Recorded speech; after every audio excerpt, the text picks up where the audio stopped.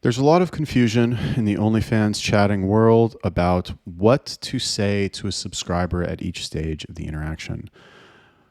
How do I sell? What do I say? How much do I increase the price? What should I say when they say this? And in this video, I'm going to attempt to provide some clarity on this topic by giving you the 5 categories of messages that you should send to a subscriber. These are the only 5 categories of messages that you should send to a subscriber, according to my philosophy, at least. And my chatters do very well when they follow instructions. And, I have a team. We're going to do about 90K this month. So that's what I think. Maybe there's a guy doing more who thinks something else, but this, you're going to get my strategy now. So take it for what it's worth. Number 1, the opener. And this is pretty straightforward, right? In order to talk to a subscriber, most of the time, unless they message you first, you are going to have to reach out to them. You're going to have to open them. Yes, sometimes they will open you and they will come up with some, thing to say about your pictures or about your reels or whatever got them to the page, but we can't really count those because that the work is done for us. That's a super hot sub. They're there, they want to talk to you. I'm sure they've got their money in their hand or they've got something in their hand. And you don't have to open them. But for the rest of them who, let's say, subscribed and they're not, 100% at buying a temperature at that exact moment, you need to send them an opener. Now, I have a full video on my entire chatting breakdown and exactly how I do everything and the reason behind I do it. The link will be in the description. So if you want a deep dive on this, then you can go watch that video. But for now, let's just say that my guidelines for sending an opener are as follows. Number 1, it needs to be personalized. So it needs to include a play on their username if applicable. For example, their username is hotsauceman100. You send them a message that says, "Hey, hot sauce man, I really love Frank's Red Hot Sauce. How about you?" Something like that. Okay. It needs to be relevant to them. Okay. Must be relevant. Second thing is that I like my openers to send 5 messages. Okay. So, "Hey, hot sauce man," enter. "Do you like Frank's Red Hot?" Enter. Or is your favorite Tabasco? Enter. Or is blah, blah, blah. And you fucking go on and on and on, right? Why? Because that will show the sub that you are putting effort into the conversation. You want to talk to them. You're going above and beyond the call of duty to give them a good experience, to be an interesting conversationalist. And you can do that immediately in the opener with a sub. It's called getting started, getting off to the right foot. So that should be pretty clear. Opener's pretty straightforward. The goal of the opener is to start the conversation. That's it. You don't want to sell in the opener. You don't want to do any fucking crazy behind the back, upside down, reverse, dunk shit on the sub.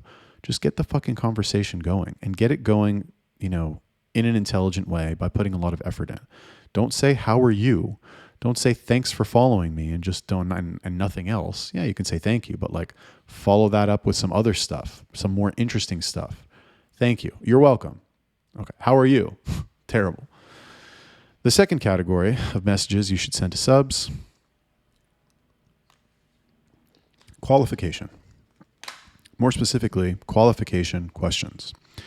Now, what are qualification questions? Qualification questions are questions that you ask the sub to get information from them so that, number 1, you know how to treat them, you know how to communicate with them. Number 2, you get an idea for their spending power, let's say. And number 3, so that you can build commonalities with them in the next step, or, the step after the next step, really. Now, it should be obvious why you need information from the sub about who they are. I mean, is it not clear to you?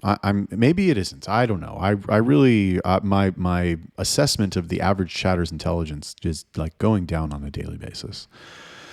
But if you're talking to somebody, let's put yourself in your shoes, chatter bro. Let's say you're talking to somebody who is a 62-year-old retired doctor from Philadelphia who is a cardiothoracic surgeon, and he's divorced. He's been divorced twice. He's got 3 kids. He's got 4 grandchildren. He likes to play golf, blah, blah, blah.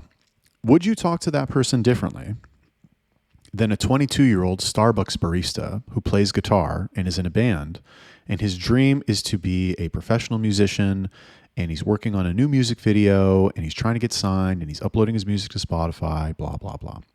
Those are two very different people, right? And I'm hoping that you are intelligent enough. Again, I wouldn't be surprised if you're not, but I'm hoping that you're intelligent enough to understand that talking to those people is going to require a difference in your communication. You are going to have to communicate to them differently. One of them is going to want one thing. The other one is going to want something different. And you will not have that information unless you qualify them. And in order to qualify them, you really should, develop a genuine interest in the subscriber. You need to develop a genuine interest in the subscriber in order to qualify them. I tell my people to qualify in profession, age, location, and hobbies. Take that, for what it's worth. Number 3, break in rapport. And I'm doing these in order, by the way. Okay, so first you open, then you qualify, then you do a break in rapport. So you guys have heard of rapport. Rapport is, let's say, a connection between two people. The level of similarity, well, not really similarity. If you're in rapport with somebody, you're like in sync with them. You have a strong connection with them somehow. A break in rapport is where you actively and intentionally, well, ideally you do it intentionally, try to disrupt that connection. Now, I'm not saying this doesn't mean you insult them. This doesn't mean that you call them bad names. It doesn't mean you're mean to them. What you want to do is you want to do a break in rapport that is a form of a tease, that is flirtatious, that is like disqualifying them in a way, but not disqualifying them for something serious. For example, let's take the 62-year-old guy, for example. And he's a doctor, retired doctor. He's got grandkids, blah, blah, blah. The wrong way to do a break in rapport would be like, oh my God, you're 62? That's too old. Ha, ha, ha. Goodbye. That's not what we're talking about here. You don't want to be a dick. You don't want to shoot yourself in the foot. But what you could say, you could disqualify in something other than age. If he's 62, he's talking to a 20-year-old. He's probably very insecure about his age. So what you would want to do is you would want to disqualify on something else. Disqualify on something that he thinks is a positive. For example, he doesn't think his age is a positive. Okay, what he's going to think is a positive is the fact that he's a fucking retired doctor, probably made some big fucking money. So you would do a break in rapport like this. Like, oh my God, you're a doctor. That's crazy. I don't know, if we should keep talking. It's probably not going to work out between us because you're a doctor and like you're so successful. What would you want with somebody like me? I'm just a dumb girl. I'm just a 21-year-old girl. I haven't experienced life yet. I don't know anything about the world. So like, I don't want to get your hopes up, but we should probably just not talk now. Something like that. Right. And what are we doing with that statement? Basically what we're saying is we're essentially pushing the sub away with a reason that can be easily overcome. Right. And what do you think he's going to do if he's into the girl and if she presents such a flimsy reason for them to not communicate? Oh no, who cares about that? Like, I love younger women. Like, they're so, I like that you're not experienced and, I can teach you things and you haven't, you don't know what the world is like. Oh, older women are so bitter and I hate older women, blah, blah, blah. Okay. When you do a break in rapport, what you are doing is you are creating space for the other person to close the gap. That is the goal. And the trick to this is, well, I've got more information on the long video that I made about chatting. But essentially what you want to do is you want to combine positive and negative statements in something called a push-pull. And that's really it. Just start with the push-pull. No, it's not going to work out because this reason. Okay. Breaks in rapport, very positive, or are very useful in conversation. And I promise you no other chatters are doing them because all the other chatters are fucking stupid. Chatters who don't watch my videos are fucking stupid. Even the chatters who watch all my videos, no offense, but you're also probably fucking stupid. Let's be honest. Like, I don't know. I hope you're not. I really hope you're not. But this stuff, and not that you're stupid. It's just that like, it's not that you hear this stuff once and you implement it perfectly immediately. Like, it takes time. There's a process. I get it. Anyway, once you've done a break in rapport, you want to start building commonalities. So let's just do a quick review. Opener should be self-explanatory. Qualification, you ask them some information about themselves. They provide the information. You do a break in rapport. Like, oh, that information about you? Gee, I guess it's not going to work out between us because of that information you gave me. Oh, well. And then you want to do a commonality. right? And to just clarify about break and report, it doesn't have to be quite so intense, like, oh, we need to stop talking. It can be like, oh, I need to watch out for you, or, oh, you're trouble probably, or, oh, I've heard that you guys are like the craziest ones, or something like that. Just something that could be interpreted as negative. And then what you want to do immediately is you want to build a commonality, right? So once you do the break and rapport, you want to build a commonality, and you want to say something, you want to connect the information that they have given you to yourself in some way. So let's take the doctor example again. Oh, you wouldn't want me. You're a big experienced man. You probably what could I offer you? I'm just a dumb girl. And you'll say, no, that's so amazing. You're the best person in the world. I love you so much. And then you can build a commonality, connect the fact that he's a doctor to yourself in some way. There's a lot of ways that you could go with that. Oh, I saw a documentary on cardiothoracic surgery, and it turns out that like most doctors, I don't know, I saw that like you guys have to train for 10 years on top of medical school to become a surgeon. That's so crazy. How did you do that? I could barely get through high school. Wow, but you must be super smart. Something like that, right? What have we done? We have connected the information that they have provided us about themselves to ourselves in some way. The reason we want to build commonalities is because the more things that people have in common with each other, or the more things that people feel that they have in common with each other, the closer they are going to feel to the other person. If I meet somebody here in Miami who does OnlyFans management, and he has his own in-house chat team, and he has models who generate their own traffic, and he wears fucking pink shirts from Zara, and he's a YouTuber, well, guess what?